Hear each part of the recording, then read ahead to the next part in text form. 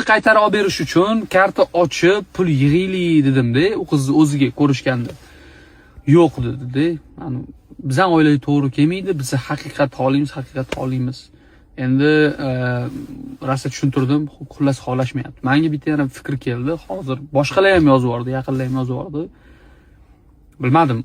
Endi baribir ular tarafdan, ya'ni ularga tegishli bo'lgan kartani olib turib, o'shanga pul yig'ib va bratuxaga olib borib bersak, ya'ni Sanjikka.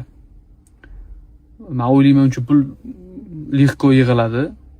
Olib berib uyga qaytarib olsak, o'shanga sizlar nima deysizlar?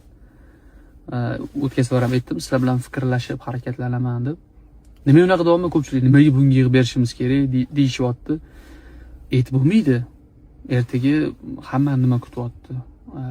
Yana bitta narsa bor. Kimni yordamida sizlar tursanglar, yaratgan sizlarning yordamingizda turadi.